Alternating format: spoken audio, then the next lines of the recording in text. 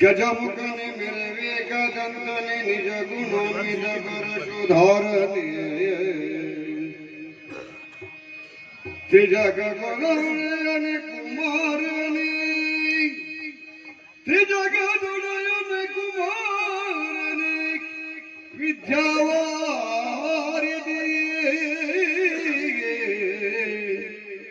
ಅಜನು ಗರಿ ರುದ್ರಾದಿಗಳು ನಿಜ ಭಜಿಸುತ್ತಿರೆ ಅನವರತ ತ್ರಿಜಗವಂದಿತ ಗಣಪಗೆ ಮಾಡ್ಪೆ ಮತಿಗೆ ಮಂಗಲವ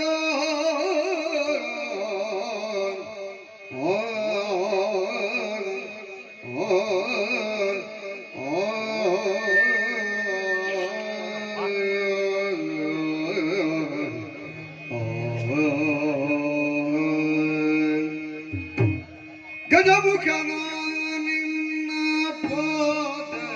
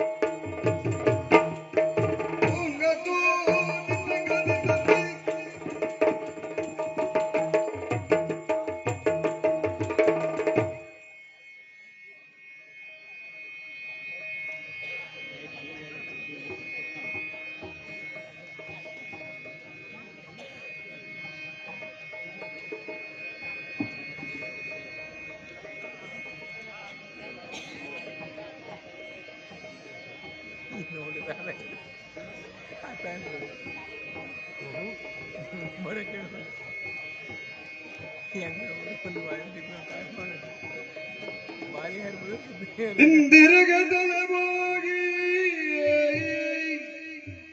ಪರಮಾನಂದ ಭಕ್ತಿಯೊಳ ಜನ ಧ್ಯಾನಿಸಿ ವಂದಿಸುವೆ ಶಾರದೆಗೆ ವಂದಿಸುವೆ ಶಾರದೆಗೆ ಶಕ್ರಾದಿ ಅಮರರಿಂಗರಿಗೆ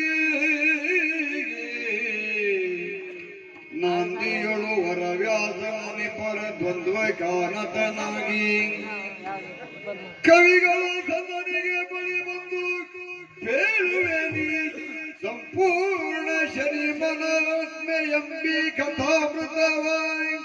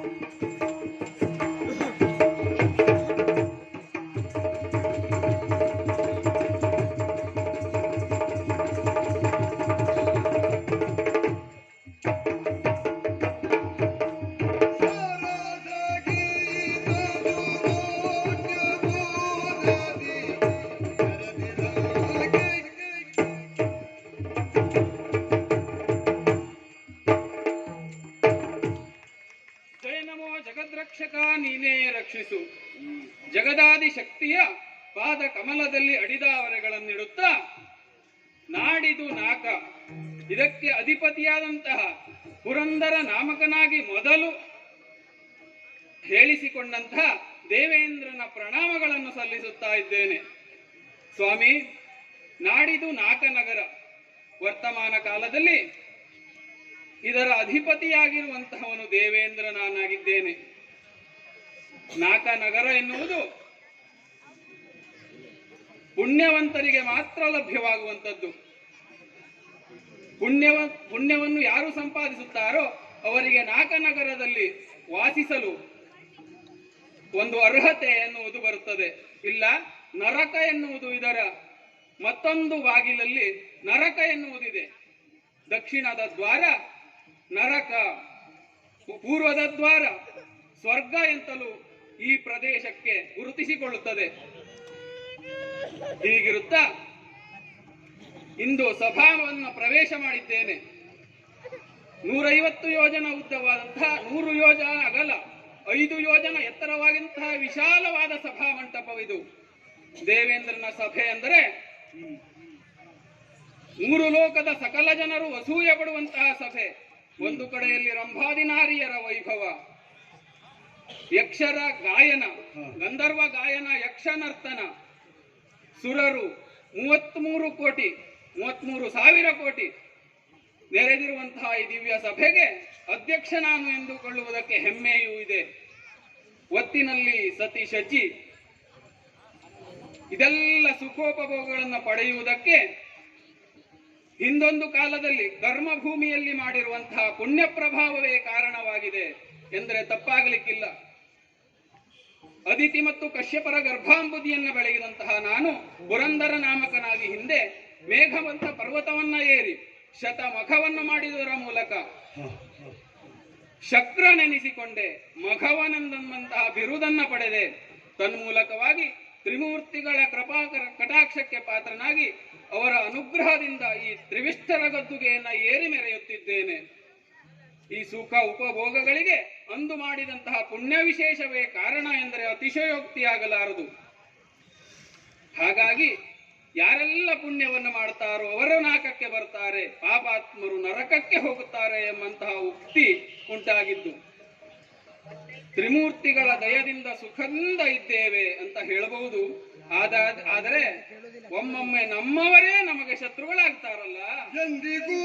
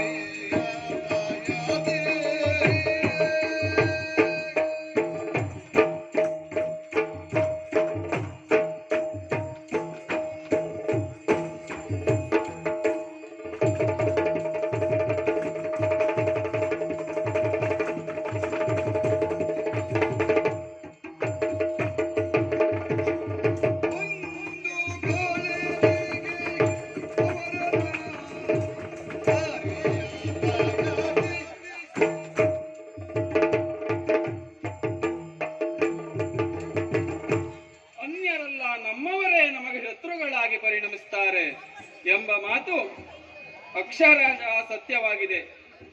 ನಮ್ಮ ದಾಯಾದ್ಯರು ದಾನವರು ಆಗಾಗ ಬಂದು ಸ್ವರ್ಗದ ಮೇಲೆ ದಾಳಿ ಇಡ್ತಾ ಇದ್ದಾರೆ.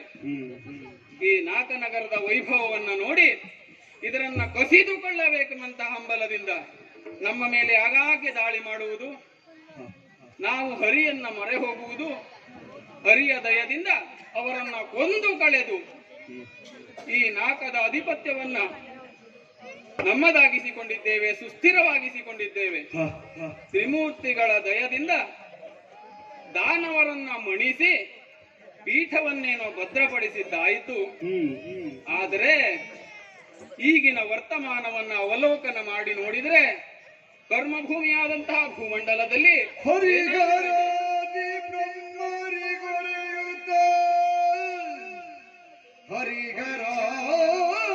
ಬ್ರಹ್ಮರಿಗೊರೆಯುತ್ತ ಭೂವಲಯದೊಳಗಿಗ ಮನುಜರ ಭೂವಲಯದೊಳಗಿಗ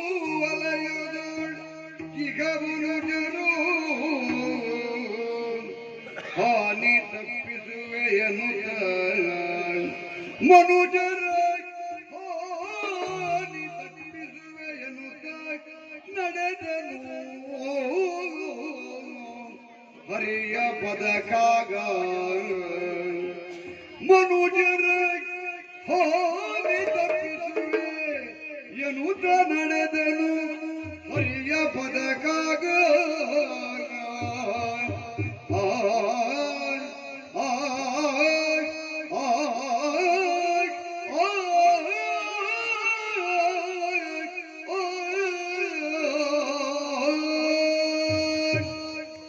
ಮರ್ತ್ಯಲೋಕದತ್ತ ದೃಷ್ಟಿ ಹಾಯಿಸಿ ನೋಡಿದ್ರೆ ಮಾನವರೆಲ್ಲ ದಾರಿ ತಪ್ತಾ ಇದ್ದಾರೆ. ಚತುರ್ವರ್ಣದವರೆಲ್ಲರೂ ಅವರವರ ಕರ್ಮವನ್ನ ಬಿಟ್ಟು ಅನ್ಯ ಕರ್ಮದತ್ತ ಮನ ಮಾಡ್ತಾ ಇದ್ದಾರೆ. ತಮ್ಮ ಕರ್ಮವನ್ನ ಸರಿಯಾದ ರೀತಿಯಲ್ಲಿ ಮಾಡ್ತಾ ಇಲ್ಲ. ಬ್ರಾಹ್ಮಣರು ಅವರ ಕರ್ಮವನ್ನ ಮರೆತಿದ್ದಾರೆ. ದಾನ, ಪರಿಗ್ರಹ, ಯಜ್ಞ, ಯಾಜನ ಇತ್ಯಾದಿ ಷಟ್ಕರ್ಮದಲ್ಲಿ ನಿರತರಾಗಿಲ್ಲ ಬ್ರಾಹ್ಮಣರು. ಅನ್ಯ ಉದ್ಯೋಗಗಳನ್ನು ಅರಸುತ್ತಾ ಹೋಗ್ತಾ ಇದ್ದಾರೆ, ಧರ್ಮ ಮಾರ್ಗಗಳನ್ನು ತೊರೆಯುತ್ತಾ ಇದ್ದಾರೆ. ಬಾಹುಬಲರಾದಂತಹ ಜಗತ್ತಿನ ರಕ್ಷಕರಾದಂತಹ ಕ್ಷತ್ರಿಯರು ಭಕ್ಷಕರಾಗಿ ಮುಂದುವರಿತಾ ಇದ್ದಾರೆ. ಆರ್ತರನ್ನ ರಕ್ಷಿಸಿ ಧೂರ್ತರನ್ನ ಶಿಕ್ಷಿಸಬೇಕಾದಂತಹ ಕ್ಷತ್ರಿಯರು ಅವರ ಕಾರ್ಯದಲ್ಲಿ ಉದ್ಯುಕ್ತರಾಗ್ತಾ ಇಲ್ಲ. ಬದಲಾಗಿ ತಮ್ಮ ಬಾಹುಬಲ ವಿಕ್ರಮಗಳಿಂದ ಆರ್ತರನ್ನ ಶೋಷಿಸುತ್ತಾ ಇದ್ದಾರೆ, ಅಧರ್ಮಿಗಳಾಗಿ ಮುಂದುವರಿತಾ ಇದ್ದಾರೆ. ಹಾಗೆ ವೈಶ್ಯರು ತಮ್ಮ ವ್ಯಾಪಾರ ಧರ್ಮದಲ್ಲಿ ಲಾಲಸೆಯಿಂದ ಅನ್ಯಾಯವನ್ನ ಮಾಡ್ತಾ ಇದ್ದಾರೆ. ಶೂದ್ರರು ತಮ್ಮ ಕೆಲಸವನ್ನ ಸರಿಯಾಗಿ ಮಾಡ್ತಾ ಇಲ್ಲ. ಹಾಗಾದರೆ ಇದಕ್ಕೆಲ್ಲ ಕಾರಣ ಏನು? ಭಯ ಎನ್ನುವುದಿಲ್ಲ. ಭಯ ಇಲ್ಲದೆ ಭಕ್ತಿ ಎನ್ನುವುದು ಸದೃಢವಾಗಿ ನೆಲೆಸಲು ಸಾಧ್ಯವಿಲ್ಲ. ದೇವರ ಬಗ್ಗೆ ಭಯ, ಧರ್ಮದ ಬಗ್ಗೆ ಭಯ ಜಾಗೃತವಾಗಿರುವಾಗ ಮಾತ್ರ ಭಕ್ತಿ ಎನ್ನುವುದು ಅಂತರಂಗದಿಂದ ಸ್ಫುರಿಸಿ ಸದೃಢವಾಗಿ ಧರ್ಮ ಎನ್ನುವುದು ನೆಲೆಸುವುದಕ್ಕೆ ಸಾಧ್ಯ. ಅದಕ್ಕಾಗಿ ಏನು ಮಾಡುವುದು? ಭಯ ಉತ್ಪನ್ನವಾಗಬೇಕು ಜನರ ಮನಸ್ಸಿನಲ್ಲಿ, ಧರ್ಮವನ್ನ ಬಿಡದೆ ನಡೆಸುವಂತಾಗಬೇಕು. ಅದಕ್ಕಾಗಿ ನಾವು ನೇರವಾಗಿ ವಿಷ್ಣುವಿನ ಪಾದವನ್ನ ಸೇರಿಕೊಳ್ಳಬೇಕು. ಮಹಾವಿಷ್ಣು ಇದಕ್ಕೆಲ್ಲ ದಾರಿಯನ್ನು ತೋರಿಸುತ್ತಾನೆ. ನಾವು ಬ್ರಹ್ಮಾದಿ ದೇವತೆಗಳನ್ನ ಸೇರಿ ವಿಷ್ಣುವಿನ ಪಾದದಲ್ಲಿ ಸೇರಿಕೊಳ್ಳೋಣವಂತೆ.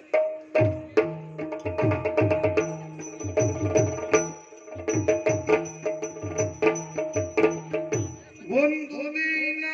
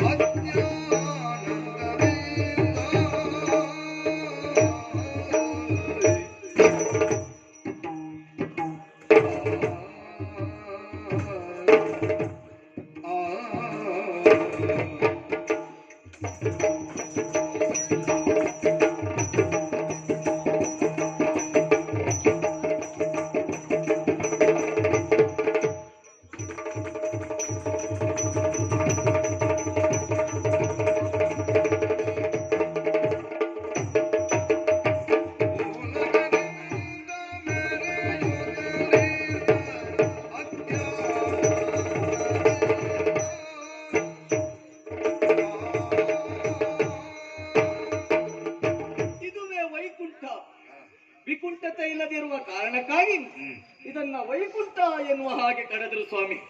ಒಂದು ಸಂದರ್ಭ, ಆದಿಮಾಯೆಯಿಂದ ಸೃಜಿಸಲ್ಪಟ್ಟವರು ನಾವು ಮೂವರು, ಬ್ರಹ್ಮ ವಿಷ್ಣು ಮಹೇಶ್ವರ ಎನ್ನುವ ಹಾಗೆ. ವಿಷ್ಣುವಾದಂತಹ ನನಗೆ ಕುಳಿತುಕೊಳ್ಳುವುದಕ್ಕೆ ವೈಕುಂಠ, ಮಾಡುವುದಕ್ಕೆ ಕಾರ್ಯವಾಗಿ ಪಾಲನಾ ಕಾರ್ಯವನ್ನು ನನಗೆ ಕೊಟ್ಟವಳು ಅಮ್ಮ ಇದ್ದಾಳೆ. ಅವಳ ಆಣತಿಯ ಮೇರೆಗೆ ಚ್ಯುತಿ ಬಾರದ ರೀತಿಯಲ್ಲಿ ಧರ್ಮ ರಕ್ಷಣೆಯನ್ನ ಮಾಡುತ್ತಾ ಪಾಲನೆಯನ್ನ ಮಾಡುತ್ತಾ ಬಂದವನಿದ್ದೇನೆ. ಜೊತೆಯಲ್ಲಿ ಭೂಲೋಕದಲ್ಲಿ ಧರ್ಮವನ್ನು ನೆಲೆಗೊಳಿಸಬೇಕು ಎನ್ನುವ ಕಾರಣಕ್ಕಾಗಿ 3 ವಿಧ, ಒಂದು ಪ್ರಕೃತಿ, ಇನ್ನೊಂದು ಸಂಸ್ಕೃತಿ, ಇನ್ನೊಂದು ವಿಕೃತಿ ಎನ್ನುವ ಹಾಗೆ. ಹಾಗಾದ್ರೆ ಪ್ರಕೃತಿ ಯಾವುದು? ಗದ್ದೆಯಲ್ಲಿ ಕಬ್ಬನ್ನ ಬೆಳೆಸುವುದು ಪ್ರಕೃತಿ. ಅದೇ ಕಬ್ಬನ್ನ ಬೆಳೆದ ನಂತರದಲ್ಲಿ ಕತ್ತರಿಸಿ ಗಾಣಕ್ಕೆ ಸಿಕ್ಕಿಸಿ ಹಾಲನ್ನ ತೆಗೆದು ಅದನ್ನ ಕುದಿಸಿ ಬೆಲ್ಲವಾಗಿಸುವುದುಂಟಲ್ಲ, ಅದನ್ನ ಸಂಸ್ಕೃತಿ ಎನ್ನುವ ಹಾಗೆ ಕರೆದದ್ದು ಸ್ವಾಮಿ. ಅದೇ ಬೆಲ್ಲವನ್ನ ಒಂದು 4 ದಿನ ಇಟ್ಟು ಅದನ್ನ ಕೊಳೆಸಿದ ನಂತರದಲ್ಲಿ ಅದನ್ನ ಮದ್ಯವಾಗಿ ಸೇವಿಸುವುದುಂಟಲ್ಲ, ಅದನ್ನ ವಿಕೃತಿ ಎನ್ನುವ ಹಾಗೆ ಕರೆದದ್ದು ಸ್ವಾಮಿ. ಇನ್ನು 2 ವಿಧ ಯಾವುದು ಗೊತ್ತುಂಟ? 2 ನೀತಿ, ಒಂದು ಬೃಹಸ್ಪತಿ ನೀತಿ, ಇನ್ನೊಂದು ಶುಕ್ರ ನೀತಿ. ಧರ್ಮದಿಂದಲೇ ಧರ್ಮವನ್ನ ಬೋಧಿಸುವುದು ಬೃಹಸ್ಪತಿ ನೀತಿ, ಅಧರ್ಮದಿಂದಲಾದರೂ ಧರ್ಮವನ್ನ ಬೋಧಿಸುವುದು ಶುಕ್ರ ನೀತಿ. ಈ ಎಲ್ಲ ಕಾರಣದಿಂದಲಾಗಿ ಭೂಮಿಯಲ್ಲಿ ಧರ್ಮ ನೆಲೆಸಬೇಕು ಎನ್ನುವ ಹಾಗೆ ಅನೇಕ ಅವತಾರಗಳನ್ನು ಮಾಡಿದವನಿದ್ದೇನೆ ನಾನು. ದುಷ್ಟರನ್ನ ಮರ್ದಿಸುವುದರೊಂದಿಗೆ ಶಿಷ್ಟರನ್ನ ಪರಿಪಾಲಿಸುತ್ತಾ ಬಂದವನಿದ್ದೇನೆ. ನನ್ನ ಕಾರ್ಯದಲ್ಲಿ ನಾನು ಕಾರ್ಯನಿರತನಾಗಿದ್ದೇನೆ.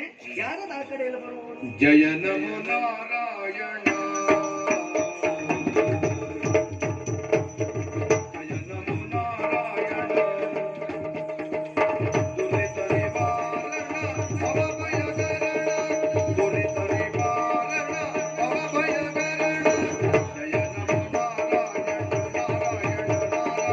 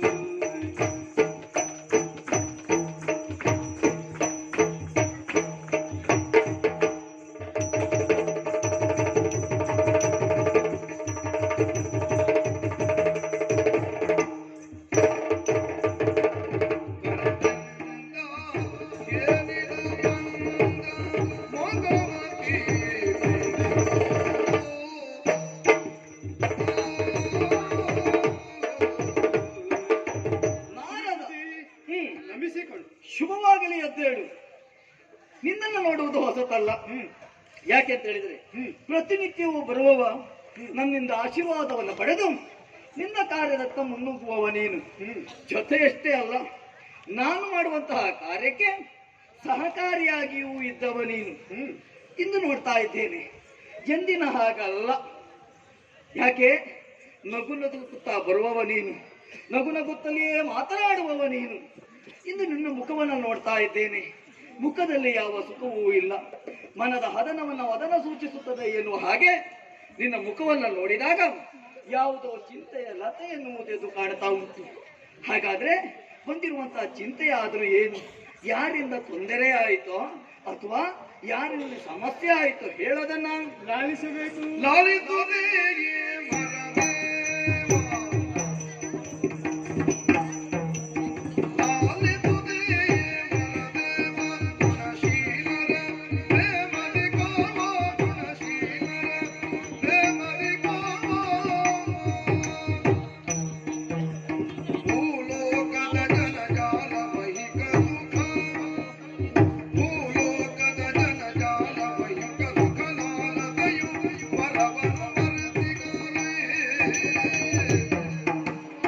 ಭೂಲೋಕದ ಜನಜಾಲ ವೈಕ ಸುಖಲಾಲತೆಯು ಪರವನ್ನು ಮರೆತಿರಲೇ.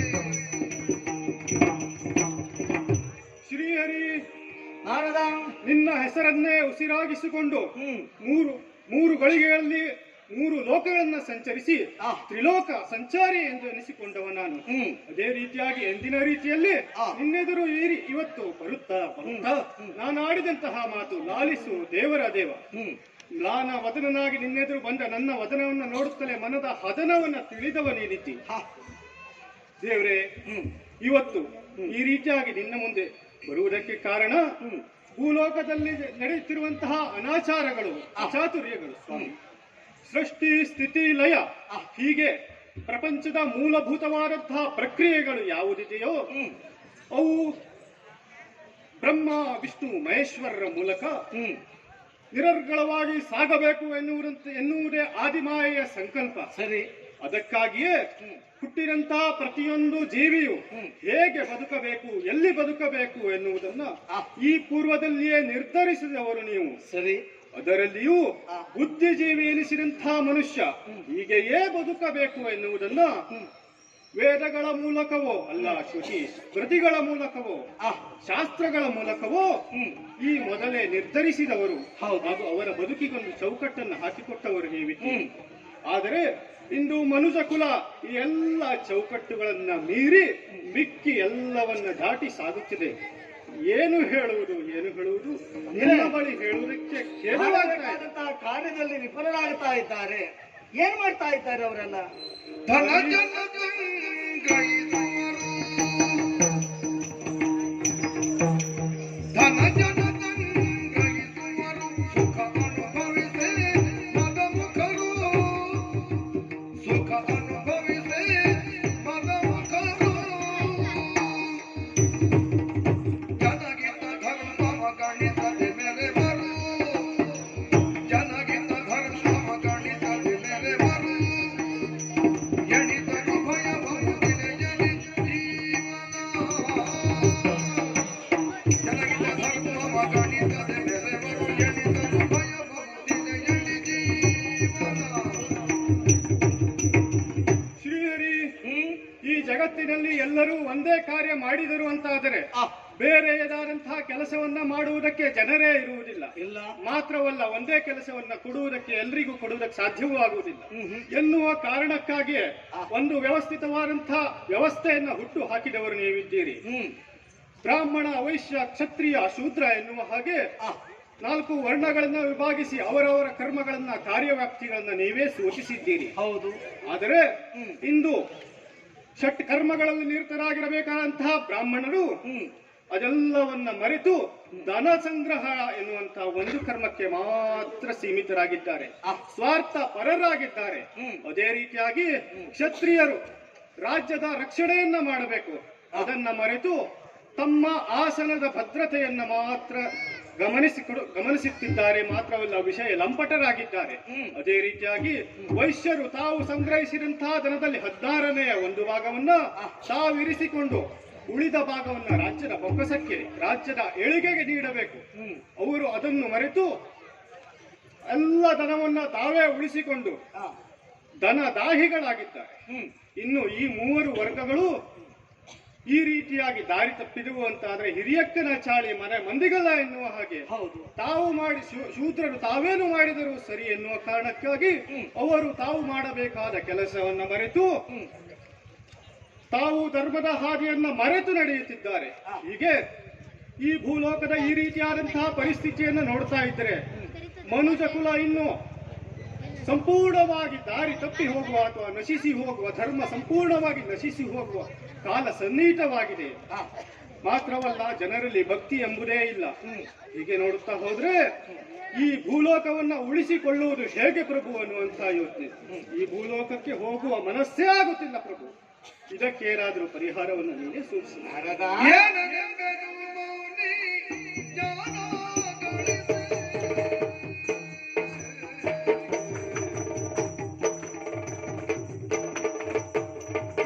ಏನನೆಂಬೆನು ಮೌನಿ ಜ್ಞಾನ ಗಳಿಸಿ, ನಾನು ಬಗಿಸಿ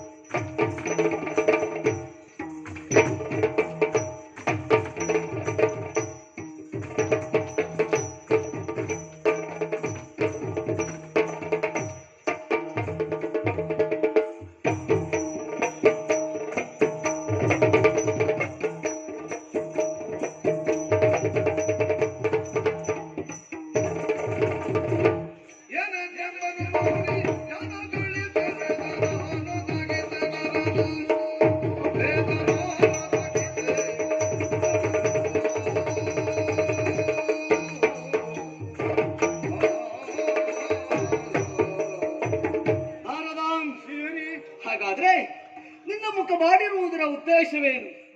ಭೂಲೋಕದಲ್ಲಿರುವಂತಹ ಜನರೆಲ್ಲ ಧರ್ಮಕ್ಕೆ ವಿರುದ್ಧವಾಗಿ ನಡೆದಾಡುತ್ತಾ ಇದ್ದಾರೆ.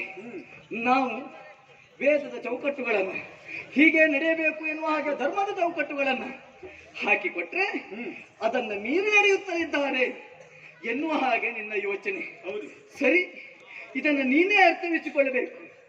ಉಳಿದವರಿಂದ ಸಾಧ್ಯವಿಲ್ಲ.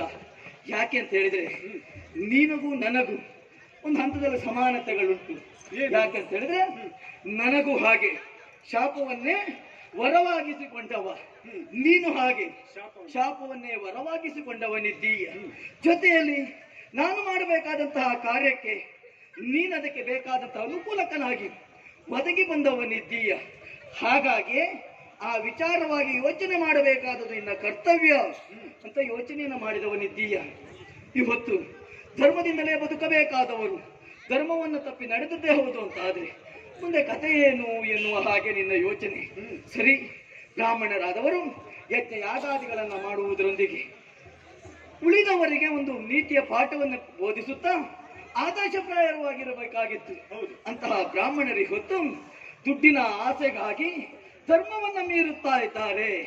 ಅವರೇ ಮೀರಿದರೆ ಕಥೆ ಏನು ಎನ್ನುವ ಹಾಗೆ.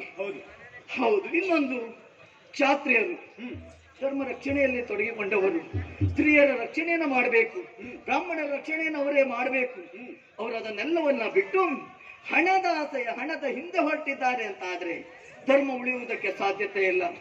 16ನೇ ಒಂದಂಶ ಲಾಭವನ್ನು ತಮ್ಮ ಜೀವನಕ್ಕಿಟ್ಟುಕೊಂಡು ಉಳಿದುದನ್ನು ರಾಜಬೊಕ್ಕಸಕ್ಕೆ ಒಪ್ಪಿಸುತ್ತೇ ಹೌದು ಅಂತ ಆದ್ರೆ ಸಂಕಷ್ಟ ಕಾಲದಲ್ಲಿ ರಾಜ್ಯಕ್ಕೆ ಅನುಕೂಲವಾಗುತ್ತದೆ ಎನ್ನುವ ಹಾಗೆ ಯೋಚನೆ ಮಾಡಿ ಅಲ್ವೇ ವೈಶ್ಯರಿಗೆ ಆ ಕಾರ್ಯವನ್ನ ಕೊಟ್ಟದ್ದು. ಆದರೆ ಹೊತ್ತು ಉಳಿದುದೆಲ್ಲವನ್ನ ಬಿಟ್ಟು ರಾಜ್ಯಕ್ಕೆ ಒಪ್ಪಿಸುವುದನ್ನು ಬಿಟ್ಟಿದ್ದಾರೆ. ತಮ್ಮ ಮನೆಗಾಗಿ ತಮ್ಮ ಮಕ್ಕಳಿಗಾಗಿ ಉಳಿಸಿಕೊಳ್ಳುವುದಕ್ಕೆ ಮುಂದಾಗಿದ್ದಾರೆ. ಇನ್ನು ಶೂದ್ರರು ಕೃಷಿತೋ ನಾಸ್ತಿ ದುರ್ಭಿಕ್ಷ, ಯಾವ ನಾಡಿನಲ್ಲಿ ಎಲ್ಲಿ ಕೃಷಿ ಎನ್ನುವುದು ಬೆಳೆಯುತ್ತದೆಯೋ ಆ ನಾಡಿಗೆ ದುರ್ಭಿಕ್ಷೆ ಎನ್ನುವುದು ಬರುವುದಕ್ಕೆ ಸಾಧ್ಯತೆ ಇಲ್ಲವಂತೆ. ಹಾಗಾಗಿ ಶೂದ್ರ ಆದವ ಕೃಷಿಯನ್ನು ಚೆನ್ನಾಗಿ ಮಾಡಿದ ಅಂತಾದ್ರೆ ಉಳಿದ 3 ವರ್ಣದವರು ಸ್ಥಿತವಂತರಾಗಿ ಬದುಕುವುದಕ್ಕೆ ಸಾಧ್ಯತೆ ಉಂಟು. ಯೋಚನೆ ಮಾಡಬೇಕು. ಉಳಿದದ್ದು ಹಣವೊಂದನ್ನೇ ಸಂಪಾದನೆ ಮಾಡುವುದಕ್ಕೆ ಹೊರಟೆ ಅಂತಾದ್ರೆ ಬೆಳೆಯದೇ ಇದ್ದರೆ ಹೊಟ್ಟೆಗೆ ನನ್ನ ತಿನ್ನಬೇಕಾಗುವುದು ಎನ್ನುವುದರ ಕುರಿತು ಯೋಚನೆಯನ್ನ ಮರೆತು ಮುಂದುವರಿಯುತ್ತಾ ಇದ್ದಾರೆ.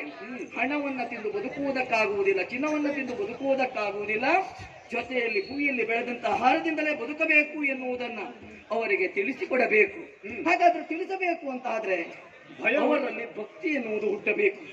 ಭಕ್ತಿಯೇ ಮಾಯವಾಗಿದೆ. ಭಕ್ತಿ ಯಾವಾಗ ಮಾಯವಾಗುತ್ತದ, ಭಕ್ತಿಯಲ್ಲಿ ಇರುವುದಿಲ್ವೋ ಆ ಸ್ಥಳದಲ್ಲಿ ಧರ್ಮವಿರುವುದಕ್ಕೂ ಸಾಧ್ಯತೆ ಇಲ್ಲ. ಎಲ್ಲಿ ಧರ್ಮ ಇರುವುದಿಲ್ವೋ ಅಲ್ಲಿ ಸತ್ಯ ಇರುವುದಕ್ಕೂ ಸಾಧ್ಯತೆ ಇಲ್ಲ. ಧರ್ಮ ಮತ್ತು ಸತ್ಯ ಎನ್ನುವುದು ನೆಲೆಗೊಳ್ಳಬೇಕು ಅಂತಾದ್ರೆ ಅಲ್ಲಿ ಭಕ್ತಿ ಎನ್ನುವುದು ಹುಟ್ಟಬೇಕು. ಭಕ್ತಿ ಹುಟ್ಟಬೇಕು ಅಂತಾದ್ರೆ ಭಯ ಎನ್ನುವುದು ಸೃಷ್ಟಿಯಾಗಬೇಕು. ಹಾಗಾದ್ರೆ ಭೂಲೋಕದ ಮಾನವರೆಲ್ಲ ಈಗ ಹೇಗಾಗಿದ್ದಾರೆ ಬಲ್ಲಯ್ಯ? ಉರುಪವೇ ಗಾಂಧಿ ಚಲಿಸಿರುವ ಬಂಡಿಗೆ